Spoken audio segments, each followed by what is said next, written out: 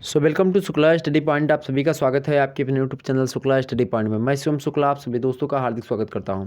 दोस्तों, आज की वीडियो के अंतर्गत हम बात करेंगे बीए फर्स्ट सेमेस्टर मध्यकालीन इतिहास के बारे में। तो बीए फर्स्ट सेमेस्टर में मध्यकालीन इतिहास से कैसे प्रश्न पूछे जाएंगे उसके बारे में हम चर्चा करने वाले हैं। और खास करके अगर आपने इतिहास भी ले रखा है, मतलब इतिहास ही आपके पाठ्यक्रम में केवल इतिहास लिखा है, तो भी वही मध्यकालीन इतिहास ही मान सकते हैं आप उसको। तो एक प्राचीन इतिहास होता है, तो प्राचीन इतिहास का मॉडल पेपर पहले से ही शायद हमने दे दिया है, तो उसको देख लीजिएगा आप लोग। अब आज की वीडियो के अंतर्गत हम मध्यकालीन इतिहास के मॉडल पेपर को देने जा रहे हैं। तो इसमें जो प्रश्न समाहित किए गए हैं वो बहुत ज़्यादा महत्वपूर्ण है। मतलब मोस्ट इंपॉर्टेंट क्वेश्चन आंसर इसमें बताए जाएंगे। मतलब जो क्वेश्चंस होंगे उनके आंसर भी कुछ मात्रा में बताने का प्रयास रहेगा। तो उसके बाद में फिर एक वीडियो ऐसी आएगी जिसमें मैं समस्त जो है वीडियोज़ के बारे में लगभग बहुत सारी जानकारी एक ही वीडियो में देते हुए महासंग्राम सीरीज नाम से एक वीडियो लाने का प्रयास करूँगा, जो लगभग 1 से 2 घंटे की होगी। उसमें हम विस्तार से हर एक मुद्दे के बारे में चर्चा करेंगे। ओके, तो यहाँ पर न्यू मॉडल पेपर है ये 2022 की परीक्षा के अकॉर्डिंग। आने वाली परीक्षा 2023-24 में भी ये लेक्चर इंपॉर्टेंट हो सकता है। तो आप सभी लोग तब भी देखिएगा इस वीडियो को। अगर आज देख रहे हैं तो कोई बात नहीं, लेकिन बाद में के लिए भी इंपॉर्टेंट है। अपने छोटे भाइयों बहनों को बता दीजिए कि शुक्ला स्टडी पॉइंट चैनल पर बीए से संबंधित क्लासेस चलवाई जाती हैं। अभी हिंदी साहित्य वाले छात्र छात्राएं जो नहीं देखे, हिंदी साहित्य क्लास हो चुकी है, उसको आप लोग देख लीजिएगा जा करके। हिंदी साहित्य की क्लासेस रोज रात 8 बजे आपकी लाइव होती हैं, उसमें हिंदी साहित्य की आपको पढ़ाया जाता है। तो ऐसे ही प्रश्न परीक्षा में आएंगे और ये नया मॉडल पेपर है आपका, एक प्रकार से आप ये समझ लीजिए। ओके, आइए बात कर लेते हैं कैसे कैसे प्रश्न आते हैं, इन पर चर्चा कर लेते हैं। बीए प्रथम वर्ष इतिहास प्रथम सेमेस्टर 2022 के आगे के सत्र के लिए लेक्चर इंपॉर्टेंट है। प्रश्न पत्र प्राचीन एवं पूर्व मध्यकालीन भारत पेपर का नाम है और प्रारंभ से लगभग 1206 ईस्वी तक हमको पढ़ना है। Ancient and yearly medieval India till 1260, मतलब एक प्रकार से जो है 1206 AD, मतलब एनो डोमिनी जिसको कहते हैं आप। तो 1206 ईस्वी तक हमको पढ़ना है इतिहास के बारे में, शुरुआत से लेकर के। न्यू मॉडल पेपर होगा 2022 की परीक्षा के को ध्यान में रखते हुए मोस्ट इंपॉर्टेंट क्वेश्चन आंसर होगी। लगभग सही नई शिक्षा नीति के अनुसार जो एक प्रकार से पैटर्न बताया गया है उसको मैं फॉलो करते हुए इस वीडियो को बना रहा हूँ। यहाँ बात ध्यान रखेंगे, उसमें सीधे सीधे बताया गया है कि 10 प्रश्न आपके लघु उत्तरीय से पूछे जाएंगे, 8 प्रश्न लघु उत्तरीय से जिनमें से 5 करने होंगे, और जो दीर्घ उत्तरीय होगा उनमें 5 प्रश्न दिए होंगे जिनमें से आपको 2 प्रश्न आपको करने हैं। तो इस प्रकार से जो मॉडल बताया गया है उसके हिसाब से मैंने आपके सामने मध्यकालीन इतिहास अर्थात इतिहास का मॉडल पेपर प्रस्तुत किया है। पहले आपके सामने हम बात कर लेते हैं जो परीक्षा में आपके पेपर में नोट मिलेगा। सबसे पहले आपको निर्देश में क्या मिलेगा, नोट मतलब निर्देश लिखा रहेगा कि सभी खंडों के उत्तर निर्देशानुसार आपको देना है, ये ऊपर ही लिखा मिलेगा, तो उसको आपको ध्यान रखना है। फिर नीचे मिलेगा खंड आ, और खंड आ के नीचे एक नोट मिलेगा, उसमें लिखा रहेगा कि सभी प्रश्न अनिवार्य हैं, प्रत्येक प्रश्न का उत्तर लगभग 50 शब्दों में लिखें। ये आपको खंड आ का निर्देश मिलेगा, नोट मिलेगा, इंस्ट्रक्शन मिलेगा, तो उसको आपको फॉलो करते चलना है। ठीक है, तो यहाँ पर पहला प्रश्न देखते हैं। पहला प्रश्न आपके सामने अति लघु उत्तरीय का प्रश्न है। इसको एक प्रश्न को आपको 50 शब्दों में लिखना है। 10 प्रश्न दिए होंगे, 10 के 10 प्रश्नों को यहाँ पर आपको करना है। ओके, 50-50 शब्दों में। इतनी बात क्लियर हुई, आगे देखते हैं। यहाँ पर देखें, सबसे पहला प्रश्न कौन सा है कि प्रागैतिहासिक को परिभाषित कीजिए। व्हाट डू मीन बाई प्रागैतिहासिक, प्रागैतिहासिक क्या होता है। प्रागैतिहासिक के बारे में अगर आपसे पूछे तो आप क्या बताएंगे।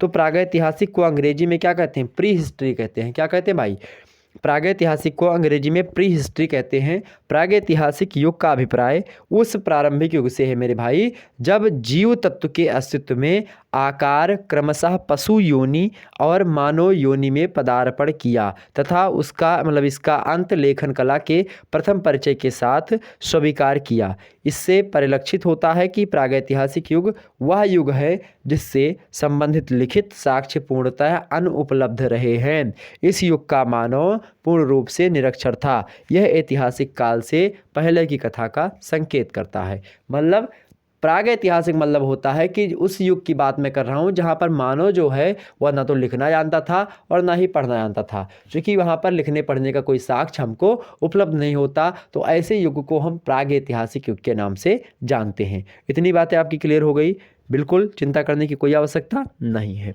आगे बढ़ते हैं। अगला प्रश्न आपके सामने क्या है, अगला प्रश्न देखिए, वैदिक कालीन नारियों की स्थिति। क्या पूछा गया आपसे? वैदिक काल के बारे में प्रश्न पूछा गया और वैदिक काल की नारियों की स्थिति के बारे में आपसे प्रश्न पूछ लिया गया कि वैदिक काल की नारियों की स्थिति, वैदिक कालीन नारियों की स्थिति पर प्रकाश डालिए। कितने शब्दों में भाई? 50 शब्दों में आपको डालना है प्रकाश। ठीक, अब प्रकाश का मतलब टार्च जला करके नहीं आना है वहाँ पर, प्रकाश डालना मतलब कि उसके बारे में आप लगभग 50 शब्द के बारे में मतलब बताएं वैदिक कालीन नारियों की स्थिति। तो ऋग वैदिक काल में स्त्रियों की अगर बात की जाए तो स्त्रियों को समाज में सम्मानजनक स्थान प्राप्त था। स्त्रियों को शिक्षा प्राप्त करने एवं अपना जीवन साथी चुनने का भी एक प्रकार से बात की जाए तो पूर्ण रूप से अधिकार था, स्वतंत्रता थी कि स्त्री जिसको चाहे उसका वर्ण कर लेती थी और उससे एक प्रकार से शादी भी कर सकती थी। स्त्रियां गृह स्वामिनी समझी जाती थी एवं पत्नी के रूप में सभी धार्मिक कार्यों में पति के साथ भाग लेती थी, मतलब उनमें बैठती थी। पत्नी के बिना धार्मिक अनुष्ठान अधूरा माना जाता था, जैसे आज भी माना जाता है। ऋग्वेद में घोषा, लोपामुद्रा, सिक्ता, निवावरी, विश्वारा आदि विदुषी नारियों के उल्लेख मिलते हैं हमको। इन्होंने ऋषियों की तरह ही ऋचाओं की रचना की। ऋग्वेद में स्त्रियों की युद्ध भूमि में भी जाने के उदाहरण हम लोगों को मिलते हैं। इस प्रकार से ऐसा कुछ मतलब स्थिति रही कि वहाँ पर नारियों की स्थिति उच्च रही है, कोई दिक्कत की बात नहीं है। लेकिन धीरे धीरे जैसे ऋग्वैदिक काल का एक प्रकार से धीरे धीरे खत्म होता जाता है ऋग्वैदिक काल, और उत्तर वैदिक काल में हम जो है प्रवेश करें। अगर उत्तर वैदिक काल में जैसे हम आते हैं तो स्त्रियों की दशा में थोड़ा थोड़ा गिरावट हमको देखने को मिलती है। और अब जो है उत्तर वैदिक काल में समाज में उन्हें सम्मान और प्रतिष्ठा प्राप्त उतनी ज़्यादा नहीं थी जितनी ज़्यादा ऋग्वैदिक काल में मिलती थी। पुत्री के जन्म पर लोग दुखी हो जाते थे। उत्तर वैदिक काल में परिवार के अनेक धार्मिक कार्य स्त्रियों के जो है स्थान पर पुरोहित करने लगे थे, मतलब जो पंडित होते थे, पुरोहित होते थे, उन्हीं से स्त्रियों के स्थान पर जो कार्य होता था करवा दिया जाता था, जिससे स्त्रियों का महत्व कम हो गया। परंतु इस काल में स्त्रियां शिक्षा प्राप्त करती थीं, मतलब उत्तर वैदिक काल में जो है क्या शिक्षा प्राप्त करने का अधिकार था। यजुर्वेद शिक्षित स्त्री पुरुष विवाह को ही उपयुक्त बताता है। तो इस प्रकार से गार्गी, मैत्रेय, ये सब जो महिलाएं थीं ये एक प्रकार से नीतज्ञ थीं, विदुषी थीं, जो कि उत्तर वैदिक काल की ही हैं, गार्गी, मैत्रेय ये सब। ठीक, जो है तो उत्तर वैदिक काल में स्त्रियों की स्थिति संतोषजनक थी, ऐसा नहीं कि निराशाजनक थी, संतोषजनक थी उत्तर वैदिक काल में भी, और ऋग वैदिक काल में तो उच्च कोटि की थी ही। तो एक प्रकार से वैदिक कालीन नारियों की स्थिति के बारे में हमने आपको बता दिया। इसमें किसी प्रकार की कोई शंका समाधान नहीं होनी चाहिए। तो इतनी बात आपकी क्लियर हो गई। तो आइए आगे बढ़ते हैं, अगले प्रश्न की ओर हम चलते हैं। क्या अगले प्रश्न की ओर बढ़ते हैं और अगले प्रश्न में क्या क्या बातें बताई गई उस पर हम थोड़ा सा फोकस कर लेते हैं। ओके, अगला प्रश्न आपका क्या है? चंद्रगुप्त मौर्य की दक्षिण विजय के बारे में बताएं। चंद्रगुप्त मौर्य के दक्षिण विजय के बारे में बताएं। चंद्रगुप्त मौर्य के बारे में आपसे प्रश्न पूछा गया है कि चंद्रगुप्त मौर्य के दक्षिण विजय के बारे में बताएं। वैसे चंद्रगुप्त जो थे वो एक जो है प्रजावत्सल शासक थे। अपने साम्राज्य में लोक कल्याणकारी संबंधी कार्य बहुत सारे किए थे और विभाग भी अलग अलग सबका बनवा दिया था। और इसके बारे में लेकर के कभी कभी प्रश्न चंद्रगुप्त मौर्य के जनहित के कार्यों को लेकर के प्रश्न भी एग्जाम्स में बनते रहते हैं। ठीक, क्या प्रश्न पूछा गया? चंद्रगुप्त मौर्य की दक्षिण विजय के बारे में प्रश्न। चंद्रगुप्त मौर्य की दक्षिण विजय के बारे में एक टिप्पणी लिखिए। 50 शब्दों में टिप्पणी लिखनी है। आप सीधे सीधे लिखेंगे कि इतिहासकारों के मध्य यह एक विवाद का भी विषय रहा है कि चंद्रगुप्त मौर्य के बारे में अगर बात की जाए तो कि विवाद क्या रहा है कि क्या चंद्रगुप्त मौर्य जो थे मौर्य ने दक्षिण भारत पर विजय की थी। दक्षिण भारत की विजय का जब प्रश्न उठता है तो सबसे पहले यही प्रश्न उठता है विद्वानों में कि क्या चंद्रगुप्त मौर्य ने दक्षिण भारत पर विजय प्राप्त की थी। दक्षिण विजय के मतलब संबंध में हमें जैन साक्ष्यों पर निर्भर होना पड़ता है, और जैन साक्ष्यों के हिसाब से देखा जाए तो कहा जाता है कि वृद्धावस्था में चंद्रगुप्त अपना राज्यपाट छोड़कर जैन साधु भद्रबाहु का शिष्य बन गए थे, और इसके बाद गुरु और शिष्य दोनों दक्षिण में जाकर के श्रवणबेलगोला नामक स्थान में बस जाते हैं। और जब ऐसा करते इससे यह हमको प्राप्त होता है या इससे प्रतीत होता है कि उक्त स्थान उसके साम्राज्य के अंतर्गत था, अन्यथा अंतिम समय वह तपस्या करने वहाँ नहीं जाती। रुद्रा एक प्रकार से एक व्यक्ति हैं, रुद्र दामन की जूनागढ़ प्रशस्ति से यह हमको ज्ञात होता है कि चंद्रगुप्त ने वहाँ सुदर्शन झील का निर्माण करवाया था। उस प्रदेश में अपना एक गवर्नर पुष्पगुप्त नाम के थे उनको नियुक्त किया था। सौराष्ट्र के साथ मालवा पर भी चंद्रगुप्त मौर्य का अधिकार हो गया। इन तथ्यों से प्रतिपादित होता है कि चंद्रगुप्त मौर्य ने दक्षिण भारत पर भी विजय की थी। बस इतना आपको लिख देना है और कोई दिक्कत की बात नहीं है, और ना ही एक प्रकार से थोड़ा पैनिक लेना है आपको, आसानी से हर एक मुद्दे को समझने का प्रयास करना है। ओके, इतनी बात क्लियर हो गई। अगले प्रश्न की ओर बढ़ा जाए। अगला प्रश्न आपके सामने, अगला प्रश्न क्या है, समुद्रगुप्त को भारत का नेपोलियन क्यों कहा जाता है? मोस्ट इंपोर्टेंट प्रश्न है, समुद्रगुप्त को भारत का नेपोलियन क्यों कहा जाता है? समुद्रगुप्त के बारे में बात की जाए, समुद्रगुप्त बहुत ही बड़े शासक थे और महान भी बोल सकते हैं इनको। चंद्रगुप्त की बात की जाए तो भाई ये 100 युद्ध लड़ा था लगभग, और 100 के 100 युद्ध जीता था, मतलब कोई भी युद्ध हारा नहीं चंद्रगुप्त, मतलब समुद्रगुप्त।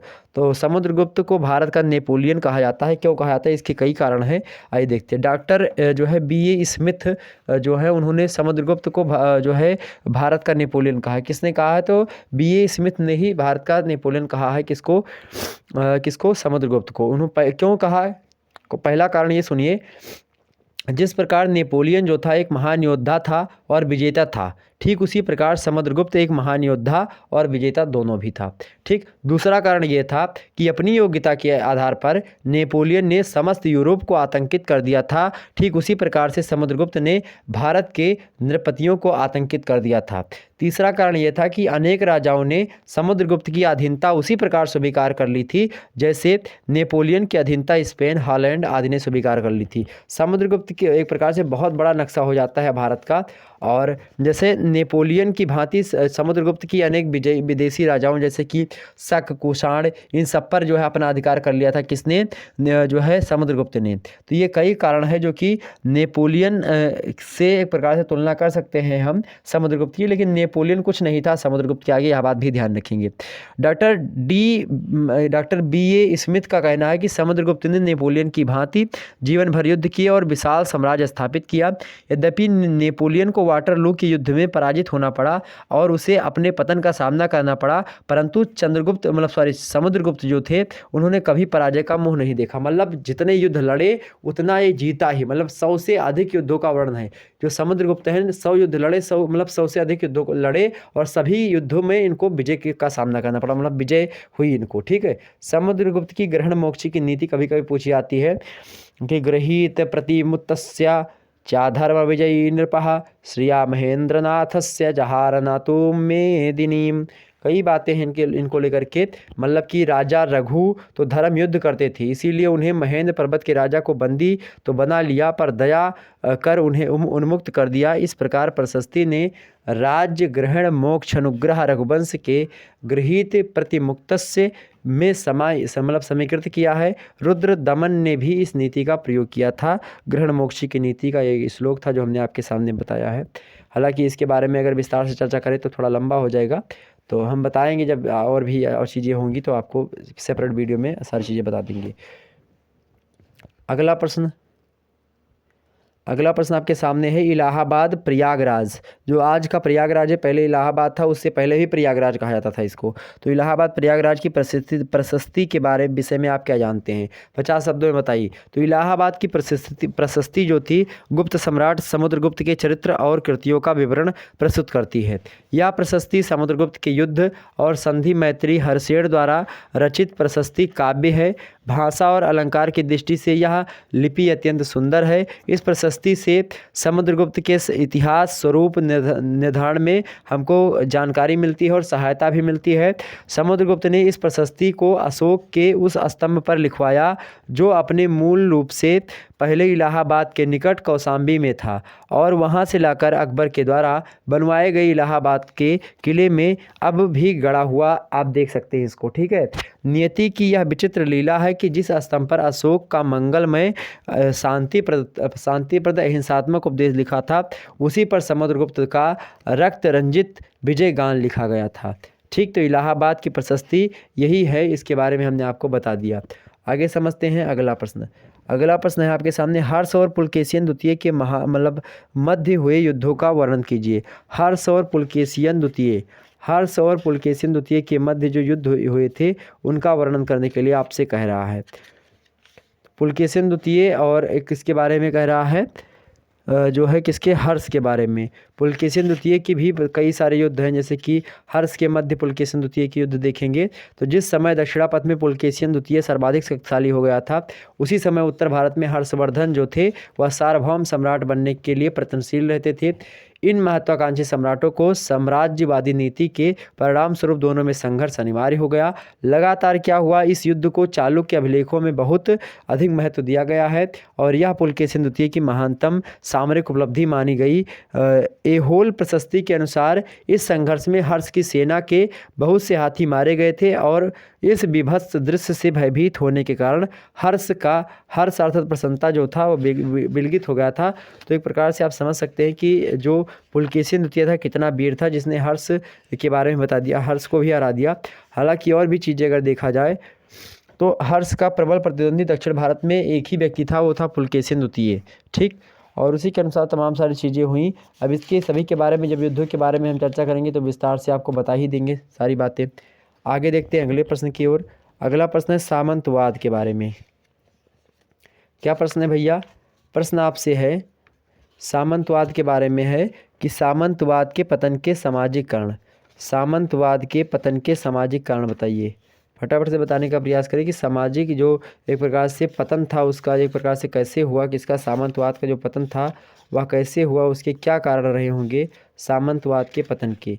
मोस्ट इम्पोर्टेंट प्रश्न है सामंतवाद के पतन के कारण। सामंतवाद के पतन के सामाजिक कारण पूछ रहा है ना, सामंतवाद के पतन के सामाजिक कारण का उल्लेख कीजिए, मोस्ट इम्पोर्टेंट प्रश्न है। तो सामंतवाद संस्थाओं और व्यवस्थाओं के स्थान पर नवीन सामाजिक व सांस्कृतिक संस्थाओं और व्यवस्थाओं का प्रारंभ हुआ। मुद्रण का आविष्कार, विद्या एवं ज्ञान की वृद्धि हुई, जीवन तथा ज्ञान विज्ञान के प्रति नवीन दृष्टिकोण का प्रारंभ हो गया। सामंतवाद के पतन के बाद में समाज में नए नए सिद्धांतों, विचारों और आदर्शों का युग प्रारंभ होता गया। व्यापार तथा वाणिज्य की उन्नति हुई, धन की वृद्धि हुई, कारण नगरों में एक प्रकार से प्रभावशाली मध्यम वर्ग का उदय हुआ और विकास हुआ। अब कृषि प्रधान समाज का स्वरूप बदल गया, इसका स्थान धन संपन्न जागरूक शिक्षित मध्यम वर्ग ने ले लिया। इस प्रकार सामंतों का प्रभाव धीरे धीरे समाज पर कम होने लगा, जो सामंतवाद के पतन का जाकर के बहुत बड़ा कारण बना। तो लगातार समाज में परिवर्तन हुआ, समाज में अलग अलग क्षेत्रों में परिवर्तन हुआ, मुद्रण का आविष्कार हुआ, विद्या ज्ञान में वृद्धि हुई, ज्ञान विज्ञान में वृद्धि होती गई, नवीन शोध हुए और समाज पर आधारित लोग, जो कृषि प्रधान था समाज, वो पूंजीपति प्रधान हो गया। इसके कारण से सामंतवाद का घोर विरोध हुआ। सामंत का मूल अर्थ होता है क्या? पड़ोसी। सामंत का मूल अर्थ क्या होता है? पड़ोसी। ठीक है, बात ध्यान रखेंगे। सामंत केंद्रीय शासक जो थे वह किसके प्रति होते थे? आपसे प्रश्न पूछा है, सामंत केंद्रीय शासक के प्रति होते थे। क्या प्रति होते थे भाई? वफादार होते थे। शासक के प्रति जो सामंत होते थे वफादार होते थे। सामंती व्यवस्था जो थी धीरे धीरे समाप्त हुई। भारत में सामंतवाद का जो उदय हुआ था वह गुप्त काल से ही माना जाता है। और सामंत जो होते थे अपने ही क्षेत्र के प्रभुता संपन्न होते थे, राजा के अंडर में काम किया करते थे। राजा जैसे कि मान लेते वो पूरा राज करता है, छोटे छोटे सामंतों के सरदार हुआ, तो सामंतवाद की व्यवस्था को समाप्त कर दिया गया। राजा की व्यवस्था को एक प्रकार से रहने दिया गया, राजा एक ही राजा हो, सामंतों को खत्म कर दिया, जो बिचौलिया होते हैं एक प्रकार से वही सामंत। आगे बढ़ते हैं। अगला प्रश्न आपके सामने है किसके बारे में? अगला प्रश्न है संस्कार से आप क्या समझते हैं? संस्कार भैया, संस्कार जो होते हैं, संस्कार 16 प्रकार के संस्कार हैं और उसमें बात की जाए प्राचीन काल में हिंदू समाज में संस्कारों का विशेष महत्व रहा है।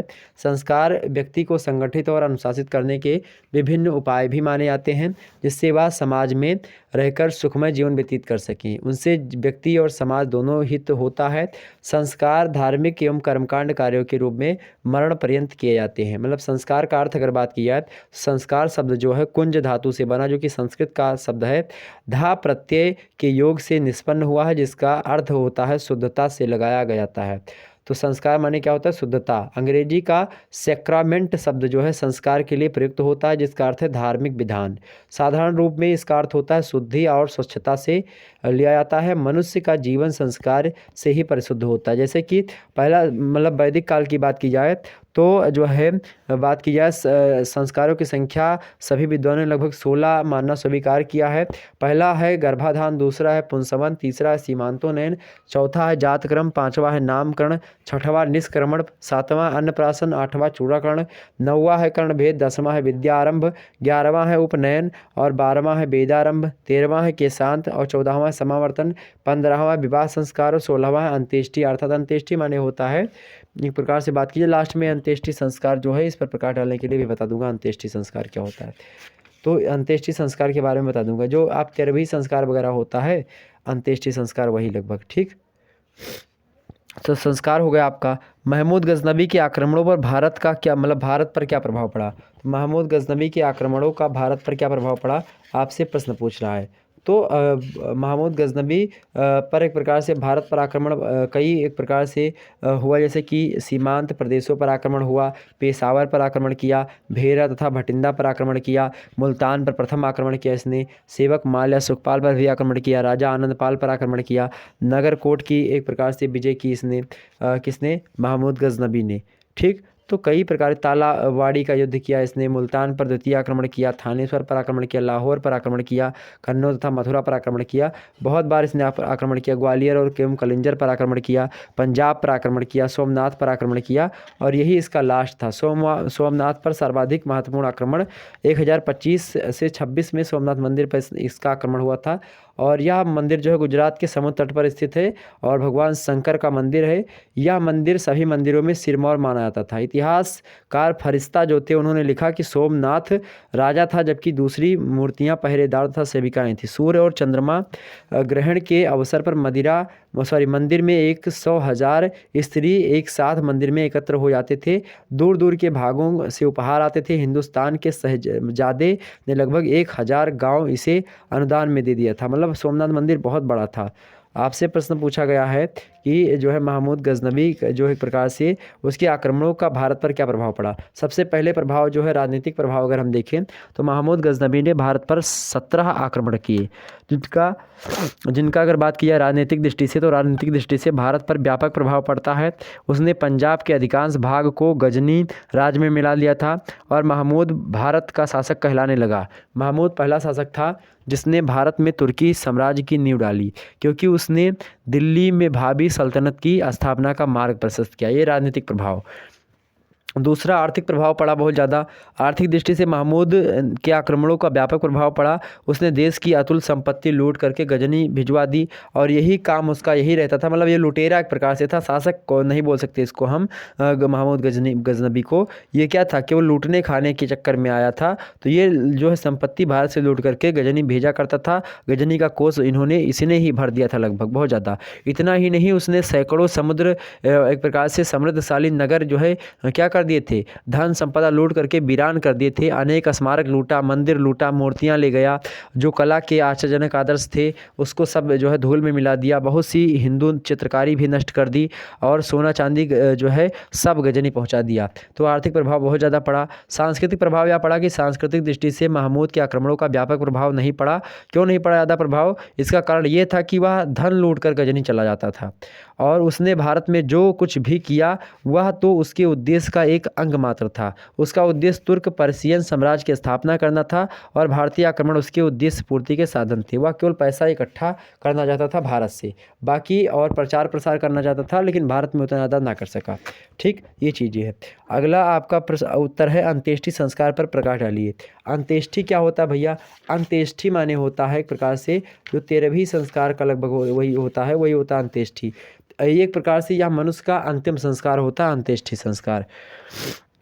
अंत्येष्टि संस्कार जो होता है यह मनुष्य का अंतिम संस्कार होता है जिसे मनुष्य की मृत्यु के बाद किया जाता है। इस संस्कार का उद्देश्य क्या होता है कि जो मृत व्यक्ति है उसकी परलोक में क्या हो, शांति प्राप्त हो, उसकी जो है कामना से किया जाता है।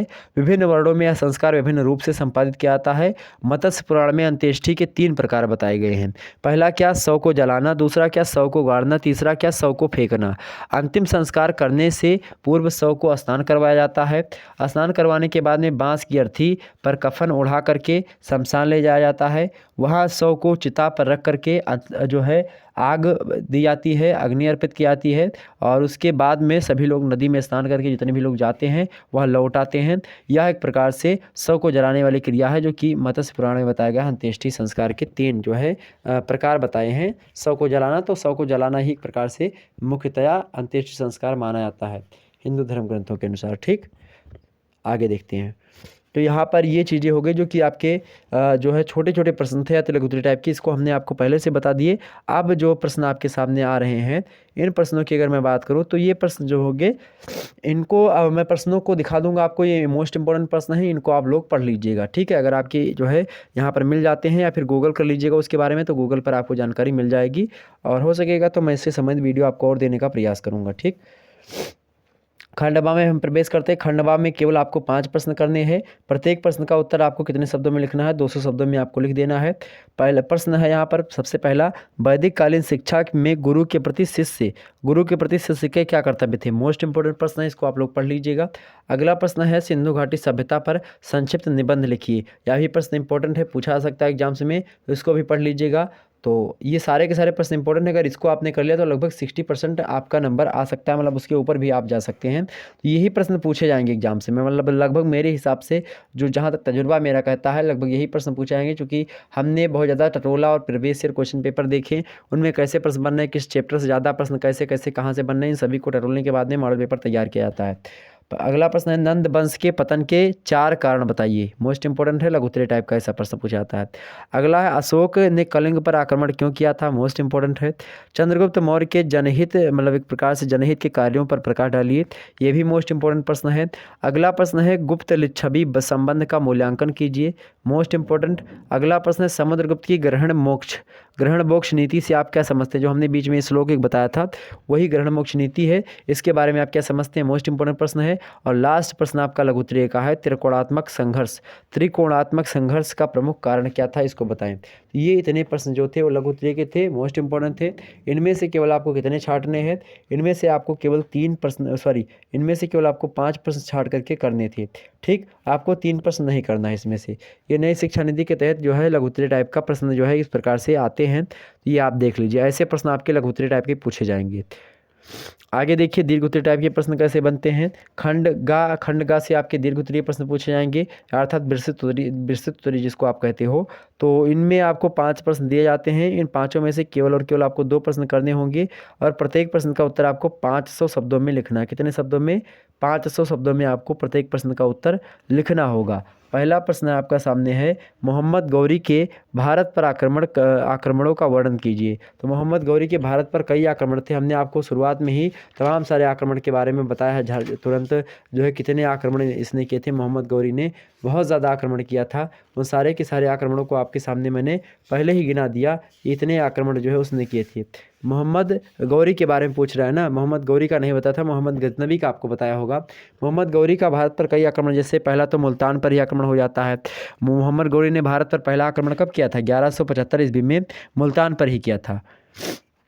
राजनीतिक दृष्टि से मुल्तान की स्थिति का विशेष महत्व माना जाता था। उत्तर और दक्षिण दोनों ओर जो है सरलता से बढ़ा जा सकता है मुल्तान से। मोहम्मद गौरी ने इस पर आक्रमण करके इसे शीघ्र जीत लिया, और किंतु इसे अपने नीचतापूर्ण व्यवहार से जीता, ना कि उसने अपने साहस से यहाँ पर जीता था, वीरता से नहीं जीता था। एक प्रकार से जो है नीचतापूर्ण व्यवहार करके मुल्तान पर आक्रमण करके जीत लेता है। दूसरा आक्रमण इसका था, एक प्रकार से मुल्तान विजय के पश्चात मोहम्मद गौरी ने जो है ऊपरी सिंध में एक जो है कच्छ स्थान पड़ता है, जिसको उच्च के नाम से भी जाना जाता है, तो कच्छ पर आक्रमण किया। कहा जाता है कि कच्छ से लगभग कच्छ में जब इसने आक्रमण किया था, उसने भट्टी राजा की स्त्री से मिलकर के षड्यंत्र रचा, और उसे अपनी पटरानी बनाने का वचन दे करके उसके अप्रिय पति का क्या कर दिया? वध कर दिया। इस प्रकार कच्छ का दुर्ग सरलता से किंतु दगाबाजी से उसके हाथ आ गया। परंतु कथानक जो है कपोल कल्पित है। कच्छ उस समय मुसलमानों के अधिकार में था। वास्तव में मोहम्मद गौरी ने निचले सिंध पर धावा मारा था, वहाँ के शासक ने उसकी अधीनता स्वीकार कर ली थी। तो ये एक प्रकार से कई बातें कही जाती कच्छ के विजय के बारे में। और उसका गुजरात पर भी आक्रमण था। गुजरात पर भी उसने 1178 ईस्वी में लगभग गुजरात में आक्रमण किया था। उसकी राजधानी थी अनिलवाड़, उस समय उस पर आक्रमण किया था। पेशावर पर भी आक्रमण 1179-80 के आसपास लगभग किया था पेशावर पर आक्रमण। गजनी मलिक खुसरू के सूबेदार को परास्त करके पेशावर को अपने अधिकार में कर लेता है, और फिर उसके बाद में लाहौर पर आक्रमण कर देता है। 1181 ईस्वी में लाहौर पर आक्रमण करके वहाँ के शासक थे खुसरू को संधि के लिए बाध्य किया, और उसके 4 वर्षीय पुत्र को जमानत के रूप में ले लिया। ठीक है। उसके बाद में सियालकोट पर आक्रमण करता है 1186 ईस्वी में, सियालकोट को जीत लेता है और वहाँ एक दुर्ग की स्थापना करता है। और जैसे ही मोहम्मद गौरी ने पीठ फेरी, खुसरो मलिक ने उस दुर्ग को खोखरों की सहायता से अधिकृत करने का प्रयत्न किया, किंतु वह भी असफल रहा। उसके बाद में लाहौर पर द्वितीय आक्रमण करता है ये। फिर उसके बाद में लाहौर पर 1186 में आक्रमण किया था, ठीक। और उसके बाद में तराइन का प्रथम युद्ध जो है इसी के बीच में होता है। फिर तराइन का द्वितीय युद्ध 1192 में, तराइन का प्रथम युद्ध 1100 कितने में होता है, 89 ईस्वी में भटिंडा पर आक्रमण किया था। और ये चीज़ें हो गई। और उसके बाद में 10वां कन्नौज विजय इसने प्राप्त की थी। उस समय कन्नौज एक प्रकार से महानतम राज्य था और वहाँ के शासक कौन थे, जयचंद राठौर थे। कौन थे, जयचंद राठौर। यदि हिंदुस्तान विजय करता था तो कन्नौज कन्नौज का विजय करना अनिवार्य होता था उस समय।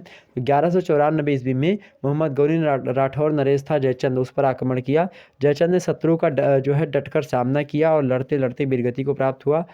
यह युद्ध चंदावर या फिर चंदवार नामक जो स्थान पर हुआ, इसीलिए इटावा के निकट, इसलिए इसको चंदावर का युद्ध भी कहते हैं। ठीक है, बात भी ध्यान रखेंगे। ग्वालियर तथा जो है बयाना की विजय भी जो है इसी के समय में इसी ने जीता। उसके बाद में फिर गुजरात पर आक्रमण किया मोहम्मद गौरी ने, बहुत ज़्यादा आक्रमण, बुंदेलखंड पर आक्रमण किया। 1197 में गुजरात पर आक्रमण, 1197 से 98 के बीच में बुंदेलखंड पर आक्रमण करता है। कुतुबुद्दीन ने 3-4 वर्षों में छोटी मोटी विजय प्राप्त करी थी और जो है बदायूं जीत लिया इसने, बहुत ज़्यादा जो है आक्रमण किया। और उसके बाद में क्या हुआ, बिहार पर भी आक्रमण किया, बंगाल विजय भी करा। तो कई चीज़ें इसने जो है करवाई मोहम्मद गौरी ने भारत पर। इसके कई आक्रमण हुए जो कि हमने आपके सामने बता ही दिए। हालांकि आगे बढ़ते हैं हम। अगला है आपका अगला प्रश्न है, हिंदू धर्म में प्रचलित प्रथाओं एवं धार्मिक विश्वासों पर प्रकाश डालिए। ये भी मोस्ट इंपॉर्टेंट प्रश्न है, इसके बारे में सभी के बारे में विस्तार से चर्चा कर लेंगे हम किसी दिन। अगला प्रश्न आपके लिए इंपॉर्टेंट है, परमार भोज की राजनीतिक एवं सांस्कृतिक गतिविधियों का परिचय दीजिए, मोस्ट इंपॉर्टेंट है। अगला प्रश्न है, चंद्रगुप्त विक्रमादित्य के शासनकाल पर फाहियान के यात्रा विवरण से क्या प्रकाश पड़ता है। ये भी मोस्ट इंपॉर्टेंट प्रश्न है। क्या कि चंद्रगुप्त विक्रमादित्य के शासनकाल पर फाहियान की यात्रा विवरण से क्या प्रकाश पड़ता है, ये प्रश्न इंपॉर्टेंट है। अगला प्रश्न क्या इंपॉर्टेंट है, कौटिल्य का परिचय दीजिए एवं उसके ग्रंथ अर्थशास्त्र की विवेचना कीजिए, ये मोस्ट इंपॉर्टेंट प्रश्न है। तो ये सब पढ़ लीजिएगा। पहले एक बार फिर से सुन लीजिए प्रश्न कौन कौन से इंपॉर्टेंट है आपके। मोहम्मद गौरी के भारत पर आक्रमण को पढ़ लीजिएगा। हिंदू धर्म में प्रचलित प्रथाओं और धार्मिक विश्वासों के बारे में जान लीजिएगा। परमार भोज के बारे में पढ़ लीजिएगा। राजनीतिक एवं सांस्कृतिक गतिविधियों का परिचय वगैरह जो मिलेगा। चंद्रगुप्त विक्रमादित्य के शासन पर फाहियान के यात्रा विवरण से क्या प्रकाश पड़ता है, इसको आप देख लीजिएगा। कौटिल्य का परिचय पढ़ लीजिएगा। उनके द्वारा रचित जो ग्रंथ है अर्थशास्त्र, उसके बारे में भी जानकारी इकट्ठा कर लीजिएगा। और भी चीज़ें जो हमने यहाँ पर लघुत्तरीय टाइप की बताई है, नंद वंश क्या है और सारे वंश के बारे में आप देख लीजिए। गुप्त वंश क्या है, समुद्रगुप्त के बारे में जरूर पढ़िएगा। अशोक के बारे में, चंद्रगुप्त मौर्य के बारे में, इनके बारे में जरूर पढ़ लीजिए। त्रिकोणात्मक संघर्ष पढ़ लीजिएगा, मोस्ट इंपॉर्टेंट है। ठीक, इलाहाबाद प्रशस्ति पढ़ लीजिएगा। उसके बाद संस्कार क्या होता है, सामंतवाद पढ़ लीजिएगा। सिंधु घाटी सभ्यता के बारे में थोड़ा बहुत जानकारी, महमूद गजनवी के बारे में पढ़ लीजिएगा। ठीक है, इतनी सारी चीज़ें आप जानकारी इकट्ठा कर लीजिए। ओके, फिर मिलते हैं हम नेक्स्ट वीडियो में। तब तक के लिए जय हिंद, जय भारत। आप सभी को बहुत बहुत धन्यवाद हमारे साथ जुड़ने के लिए। इसी प्रकार से अपना प्यार दुलार बना रखिए। Good night, I love you. Good night मेरे प्यारे दोस्तों, गुड नाइट सभी को।